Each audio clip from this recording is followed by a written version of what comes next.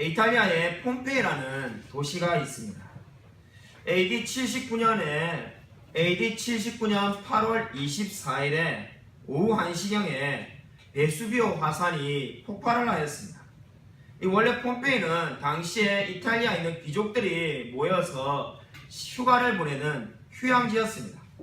얼마나 많은 사람들이 거기서 먹고 마시고 즐겼던지 나중에 이 폼페이 유적이 발견되었을 때 보면은 거기에 먹은 것들을 토할 수 있는 용기를 옆에 두었다는 기록이 남아 있습니다. 무슨 말인가 하면은 이 3만 명 가까이 사는 그 인구 도시에 사람들이 잔치가 벌어지면은 먹은 것들을 바로 그 자리에서 돌아서서 토할 수 있도록 토할 수 있는 기구들을 다 만들어 놓았다는 겁니다. 그만큼 먹고 즐기며 향락이 만연해 있었던데 AD 79년 8월 24일 오후 1시경에 베수비오 화산이 폭발할 때 모든 것들이 잿더미가 되었습니다. 역사학자들은 그 폭발이 얼마나 강했는지 그 폭발에서 나오는 에너지가 히로시마 원폭의 10배라고 말하였습니다. 그렇게 한꺼번에 폭발을 하다 보니까 모든 사람들이 다 피하지 못하고 죽을 수밖에 없었습니다. 거기에 발굴이 되었을 때 여러 많은 장면이 있는데 그 중에 기록을 보면 가장 인상 깊은 장면은 제수들이 잡혀 있는데 발목에 쇠고랑을 차고 있습니다. 근데 도망가는 간수들이 그 제수들이 알아서 도망가라고 열쇠를 집어 던져주고 갔습니다. 근데 그 열쇠를 급히 집어 던져주니까 이 손가락이 닿을 듯 말 듯 하는 거죠. 근데 이 4명의 제수가 있는데 그 열쇠를 잡으려고 손을 내밀었는데 손가락 하나의 크기가 모자라서 닿지를 않는 겁니다. 화산이 발굴되었는데 4명의 제수가 감옥에서 죽었는데 결국은 열쇠를 잡으려고 하는 그 모습에서 손가락 하나가 모자라서 결국은 그대로 죽고 만 모습이 가장 인상 깊었다고 역사가들은 말을 하고 있습니다. 여러분, 이 이야기가 무엇을 보여줍니까? 폼페이가 먹고 마시며 세상의 즐거움을 추구했는데 결과가 얼마나 비참했는지를 보여주고 있습니다. 오늘 호세아서 6장은 이스라엘에 대해서 진실하지 않은 회개를 말했던 그 하나님의 비판이 이제 7장에도 이어지고 있습니다. 6장에서 하나님이 진실하지 않는 비유라고 진실하지 않는 회개라고 말씀을 하였는데 지금 이제 7장에 오면은 4개의 비유를 말하면서 그들이 얼마나 진실하지 않은지를 말을 하고 있습니다. 호세아서 7장은 4개의 비유가 등장하는데 첫 번째 비유가 화덕 비유입니다. 화덕 비유가 4절에 나오고 있습니다. 화덕이 뭔가? 과자를 구울 때 빵이나 과자를 구울 때 사용하던 거였습니다. 요즘 말로 하면은 오븐이라고 생각하시면 됩니다. 오븐에 빵을 구우려고 하는데 오븐을 먼저 달구어야 되지 않습니까? 이스라엘 백성이 그렇게 달구어진 오븐과 같다는 겁니다. 화덕과 같다는 거죠. 근데 왜 오븐과 같다고 말씀을 하는가? 4절을 보시면은 다 가늠하는 자라는 겁니다. 이스라엘 백성들이 가늠하고자 하는 마음이 마치 달구어진 오븐과 같다라고 그렇게 말을 하고 있습니다. 그 마음에 가늠하고 싶은 마음이 넘칠 대로 넘쳐 있다는 겁니다. 5절에 보시면은 술의 뜨거움으로 병이 난다고 말합니다. 그러니까 술을 얼마나 많이 마셨든지 그걸로 인하여서 마치 달구어진 화덕과 같다는 겁니다. 이쯤이 되면은 여러분 왜 제가 서두에서 폼페이에 대해서 말을 했는지 여러분이 알 수가 있을 겁니다. 폼페이의 귀족들이 타락해서 눈만 뜨면 술과 방탕한 삶을 살아간 것처럼 지금 이스라엘 백성들은 하나님이 주신 축복으로 방탕하게 지내고 있습니다. 그 마음이 달궈진 화덕과 같이 관음과 술로 지금 세월을 보내고 있습니다. 하나님께서는 지금 어떻게 지금 말씀하고 있는 겁니까? 그렇게 하나님의 이름을 부르고 있지만은 전혀 하나님의 뜻을 따라 살지 않는 이스라엘 백성에 대해서 비판하고 계신 겁니다. 두 번째 비유는 뒤집어지지 않은 전병입니다. 8절에 보시면은 이스라엘을 뒤집어지지 않은 전병이라고 그렇게 말을 하고 있습니다. 전병은 요즘 말로 하면 그냥 빵이라고 생각하시면 됩니다. 뒤집어지지 않은 전병이 무엇입니까? 한쪽 면은 너무 익어 있고 너무 익어서 탄 상태이고 반대편 면은 덜 익어서 문제가 되는 겁니다. 그러니까 한쪽은 너무나 탔고 반대편은 너무나 익지 않았으니까 어떻겠습니까? 아무 쓸모가 없는 것이 뒤집어지지 않은 전병입니다. 지금 이스라엘 백성이 바로 영적으로 뒤집어지지 않은 전병과 마찬가지라는 겁니다. 우리가 전을 구워 먹을 때 뒤집어지지 않아가지고 한쪽은 다 타고 한쪽은 다 덜 익었다면 누가 그것을 먹겠습니까? 이스라엘 백성이 마찬가지로 아무짝에도 쓸모없는 영적인 상태에 머물러 있다는 겁니다.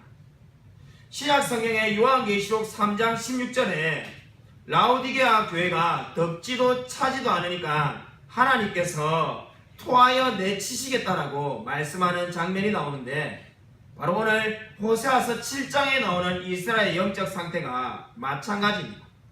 그들이 바로 지금 한쪽은 너무나 타있고 한쪽은 덜 익어서 아무짝에도 쓸모없는 상태에 있으니까 하나님이 지금 심판하고 계신 겁니다. 근데 더 큰 문제가 무엇입니까? 아무리 자기들이 문제가 있어도 그 문제가 있다는 것을 알면은 고칠 수가 있습니다. 하나님께 나아가면은 하나님께서 회개하며 나오는 그 이스라엘 백성들을 용서해 주실 것입니다.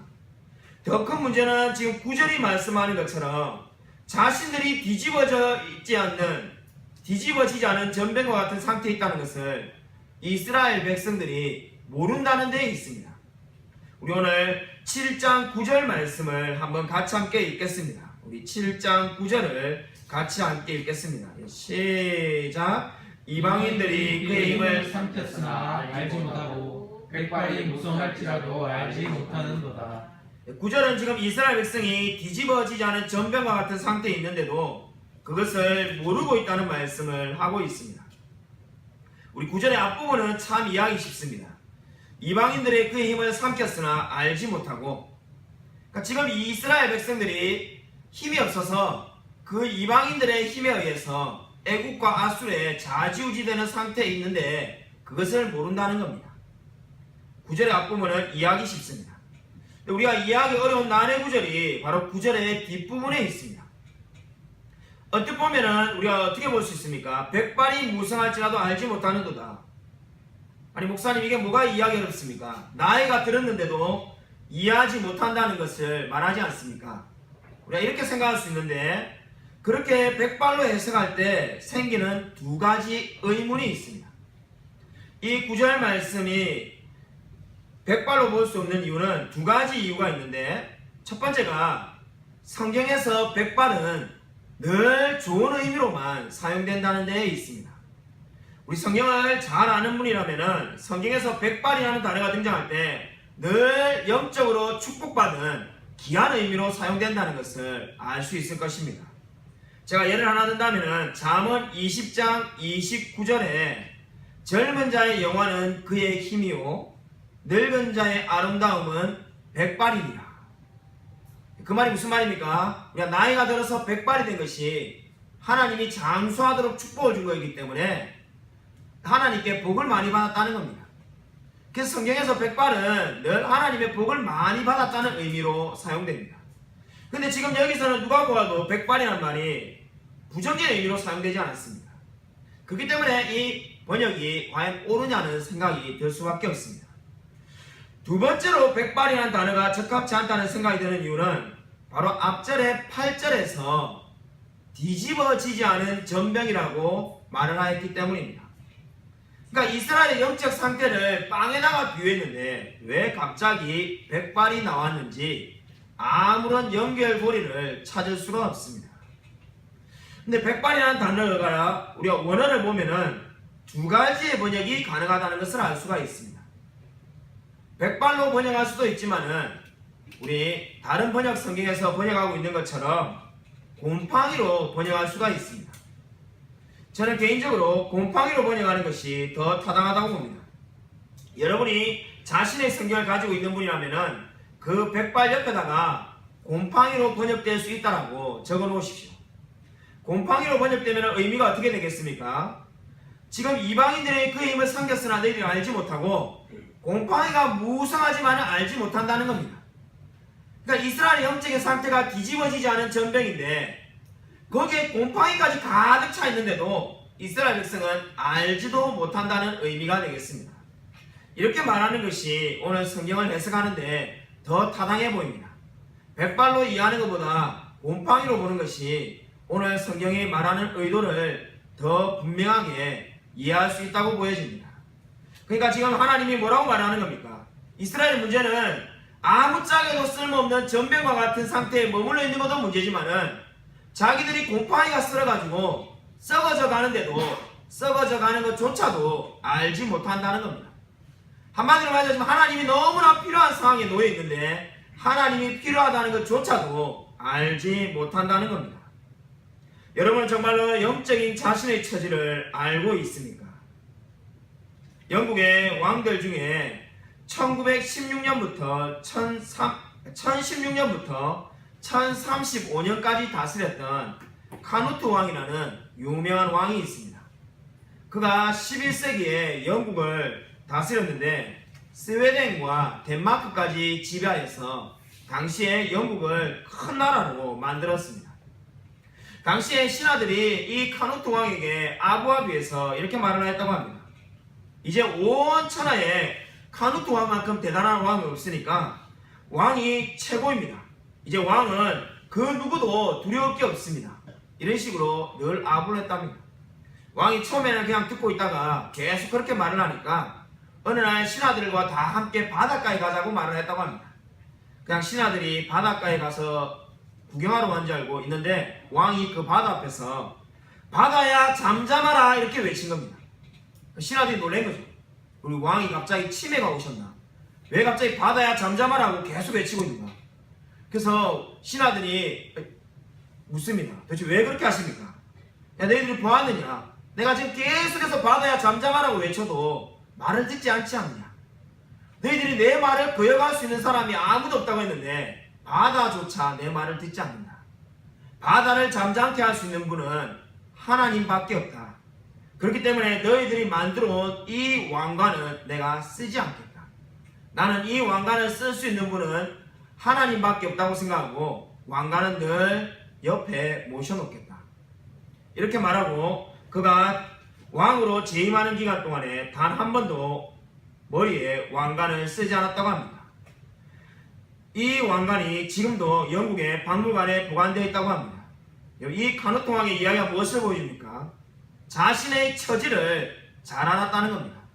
자신이 스웨덴과 덴마크를 다 점령해서 지배하지만은 자신이 대단한 자가 아니라 하나님만이 대단한 분이라는 겁니다. 위대한 분은 하나님 한 분밖에 없다는 것을 자기의 삶에서 늘 인정하며 살려고 왕관을 거부했던 겁니다. 여러분, 오늘 이스라엘 백성의 문제가 무엇입니까? 그들이 죄를 지은 것이 문제이지만 더 큰 문제는 자신들이 영적인 처지를 전혀 알지 못하였다는 데 있습니다. 오늘 세 번째 비유를 보십시오. 오늘 세 번째 비유는 11절에 비둘기 비유가 등장하고 있습니다. 여러분 11절 말씀을 우리 같이 한번 읽겠습니다. 우리 11절 말씀 같이 읽겠습니다. 시작. 에브라임은 어리석은 비둘기같이 지혜가 없어서 애굽을 향하여 부르짖으며 아수르로 가는도다. 11절 말씀을 보면은 지금 비둘기 같다라고 하나님이 말씀하고 있습니다. 여기서 말하는 에브라임이 이스라엘을 말하는 건데 이스라엘은 어리석은 비둘기 같다는 겁니다. 우리 현대인들은 저와 여러분은 비둘기 하면은 평화의 상징으로 먼저 생각이 됩니다. 그죠? 우리가 올림픽 같은 거 할 때 비둘기를 다니면서 평화를 상징합니다. 근데 오늘 성경은 비둘기를 무능하고 힘이 없는 존재라고 말을 하고 있습니다. 오늘 비둘기는 무능하고 힘이 없는 것에 대한 상징으로 비둘기를 사용하고 있습니다. 지금 이스라엘은 힘이 없습니다. 근데 더 문제가 뭐라는 겁니까? 왜 하나님을 찾지 않느냐는 겁니다. 힘이 없으면 하나님을 찾아야 되는데 이스라엘은 하나님을 찾지도 않습니다. 그럼 이스라엘이 도대체 믿는 것이 뭐가 있는가? 믿는 구석이 있으니까 하나님을 찾지 않지 않겠습니까? 그 믿는 구석이 바로 11절에 말하는 것처럼 애굽과 아수르를 믿고 있습니다. 그래서 애굽을 향하여 부르짖고 있고 애굽을 향하여 군사 원전을 해달라고 부르짖고 있고 아수를 향하여 뛰어가서 협상을 하는 겁니다. 우리를 도와달라고. 근데 하나님이 어떻게 하시겠다는 겁니까? 12절에 보시면은 너희들이 그렇게 애굽과 아수로 갈 때 어떻게 하시겠다는 겁니까? 마치 새를 그물로 쳐서 잡는 것처럼 너희들을 잡아버리겠다는 겁니다. 애굽과 아수르에 가서 도움을 청하지만은 그 모든 도움들을 다 허사로 만드시겠다고 하나님이 말씀하고 있습니다.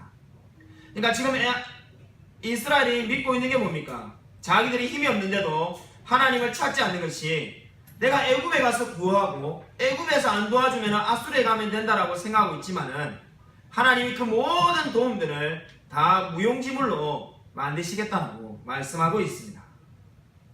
여러분 인생을 살아가다 보면은 어려운 순간이 찾아올 때가 있습니다. 여러분 그때마다 여러분은 어디에 도움을 청하고 있습니까? 우리가 인생을 살아가면서 나는 한 번도 어려움이 없었다라고 말하는 사람은 아무도 없을 것입니다.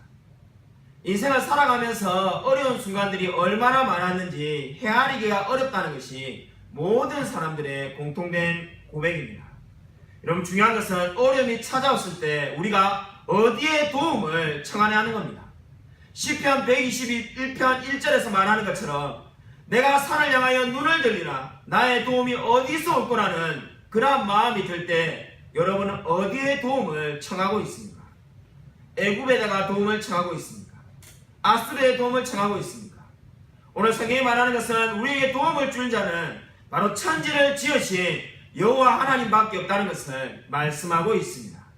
오늘 이스라엘의 잘못은 그들이 죄를 지은 것도 잘못이지만은 더 큰 잘못은 바로 도움이 하나님밖에 없는데 그 하나님을 외면하고 있는 것입니다. 1620년에 신앙의 자유를 찾아서 영국의 청교도 102명이 신대륙을 찾아서 떠났습니다. 그들이 지금의 미국에 도착하여서 1년을 넘기지 못하고 102명 중에 절반 이상이 굶어서 죽었습니다. 너무나 끔찍하지 않습니까? 유럽에서 신앙의 자유가 없어서 신앙의 자유를 찾아서 떠났는데 102명 중에 1년 만에 절반 이상이 죽었습니다. 거기다가 남은 사람도 흉년과 전염병으로 너무나 고통을 당했습니다. 그들이 얼마나 자주 금식 기도를 선포했는지 모릅니다. 먹을 것이 없을 때마다 금식하고 또 금식하고 또 금식했습니다. 그런데 상황이 전혀 달라지지 않았습니다. 끊임없이 사람들은 죽어가고 죽음의 공포 앞에서 떨 수밖에 없었습니다. 그때 한 사람이 또 이렇게 말합니다. 우리가 성경에 나오는 것처럼 베옷을 입고 금식하고 더 간절하게 금식기도 해봅시다. 그러면 달라지지 않겠습니까? 그때 또 다른 한 사람이 반대하며 이런 제안을 합니다.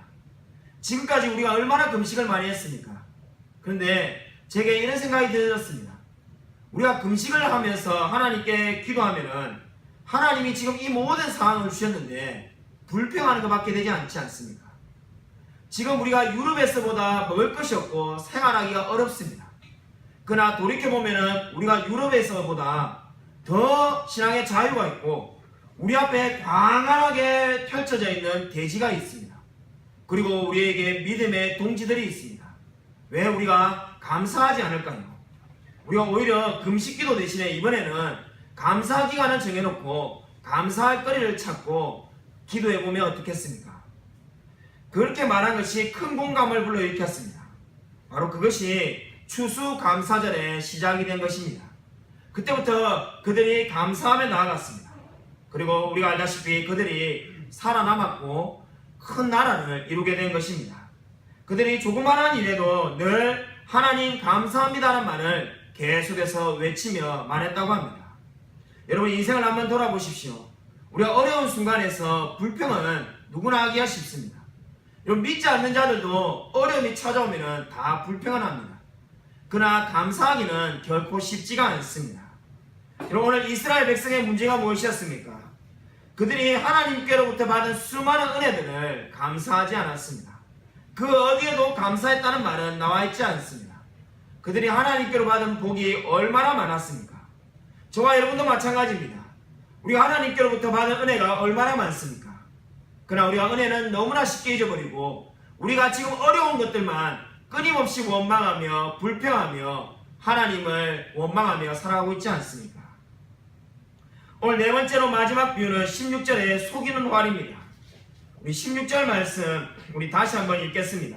우리 16절 같이 한번 읽겠습니다. 예, 시작. 그들은 돌아오나 높으신 자에게로 돌아오지 아니하니 속이는 활과 같으며 그들의 지도자들은 그의 거친 말로 말미암아 칼에 엎드러지니 이것이 애국 땅에서 조롱거리가 되리라.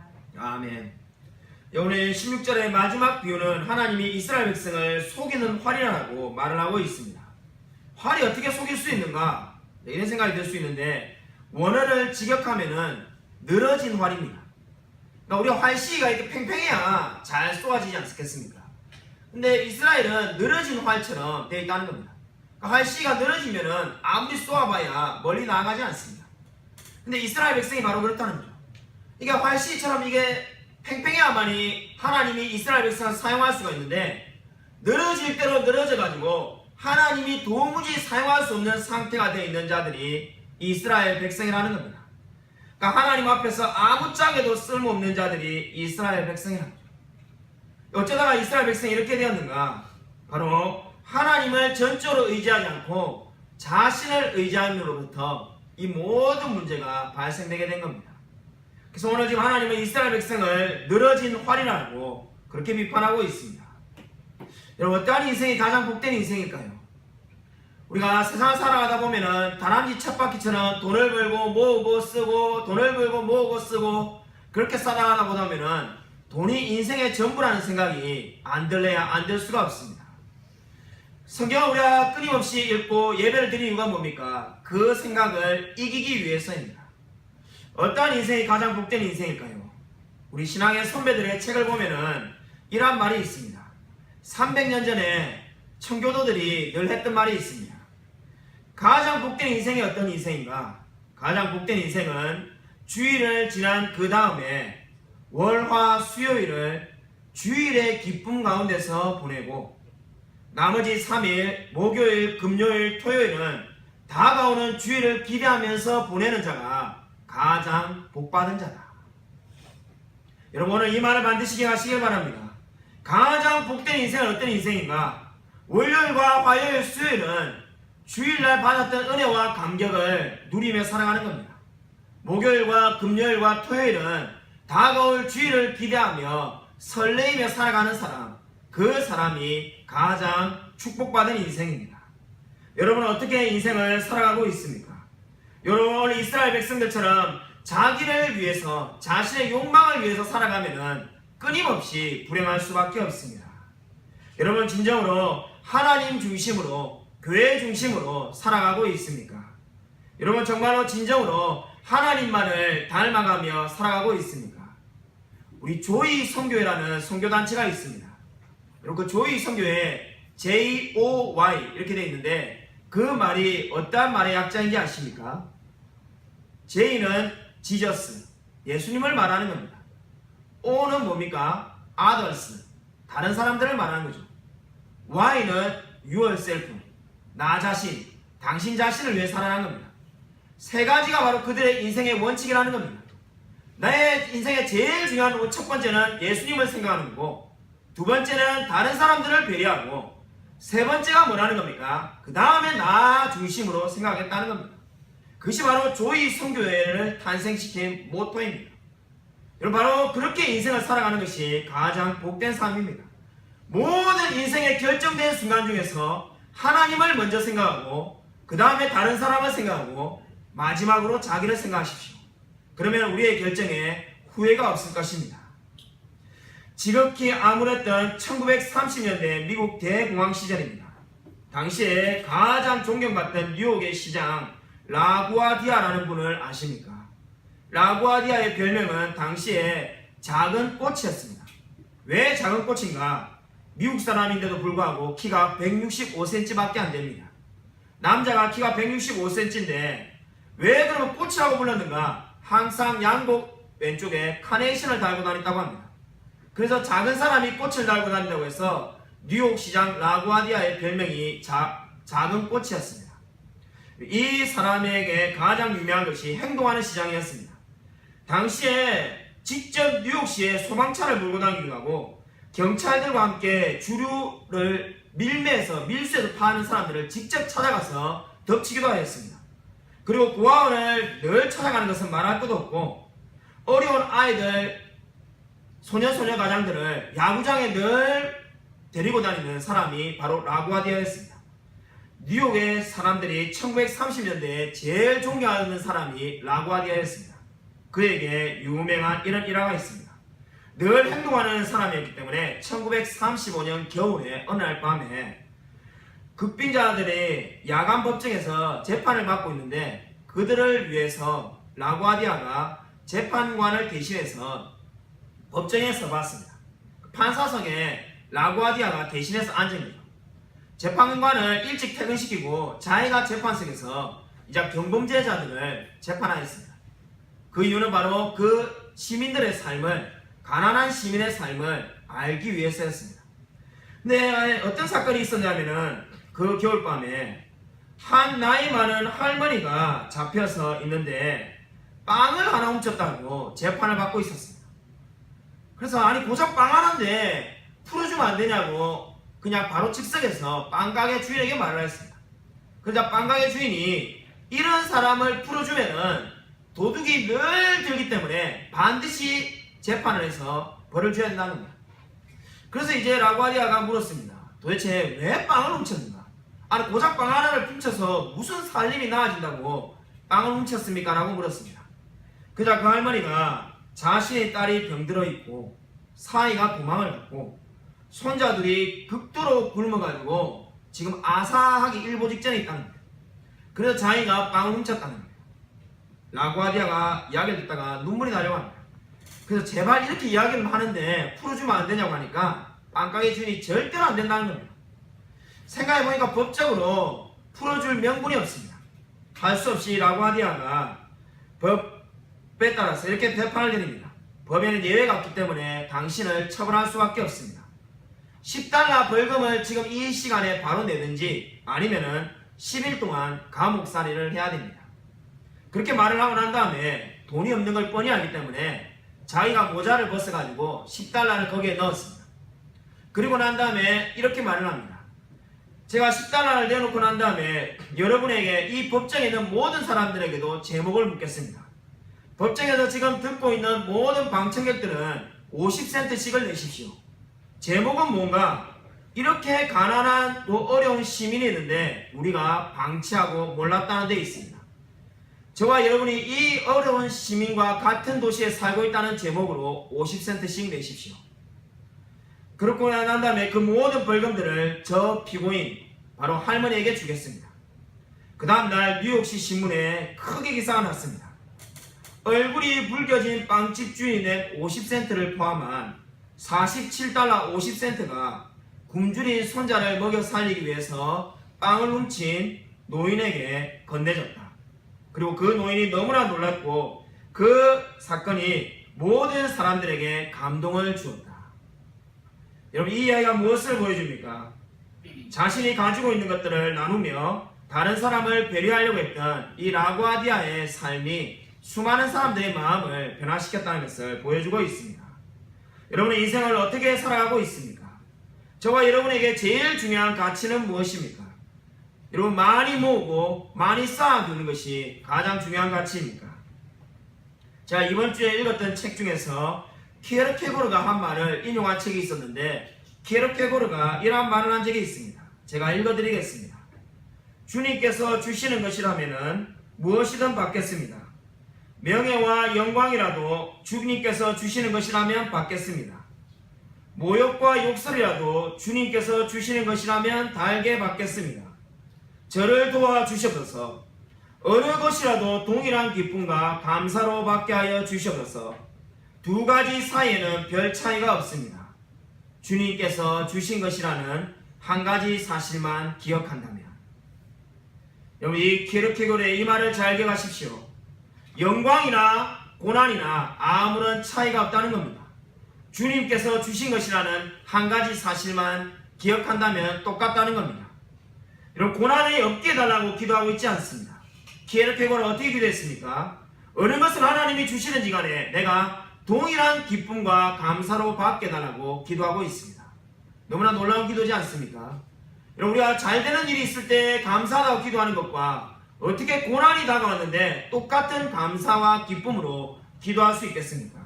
근데 키에르케고르는 그렇게 할 수 있게 달라고 기도하고 있습니다. 저와 여러분은 어떻게 기도하고 있습니까? 우리가 좋은 일이 생기면 감사하며 할렐루야로 찬양하고, 고난이 다가오면 시무룩해하며 짜증내하며 고통내하며 전혀 기도하지 않는 그러한 상태로 살아가고 있지 않습니까? 여러분, 오늘 키에르케고르의 이 말을 기억하십시오. 내가 어떠한 것이 내게 찾아오든지 동일한 기쁨과 감사로 살아가게 하시옵소서. 왜냐하면 그 모든 것들이 하나님이 주신 것이기 때문입니다. 여러분, 이 말을 기억하십시오. 여러분, 이 멋진 키에르케고르의 말은 사실상 성경에서 가져간 것입니다. 성경에 야고보서 5장 13절에 말하는 것처럼 너희 중에 고난당하는 자가 있느냐? 그러면 기도할지니라. 너희 중에 즐거워하는 자가 있느냐? 그는 찬송할지니라는 말씀과 똑같은 말씀을 하고 있는 것입니다. 여러분, 진정으로 고난과 고통 가운데서 무엇을 하고 있습니까? 여러분, 진정으로 고난 가운데서 늘 감사하며 나아가고 있습니까? 아무쪼록 늘 하나님을 의지하며 신뢰하며 살아가는 저와 우리 모든 성도님이 되시기를 주님의 이름으로 간절히 축원드립니다.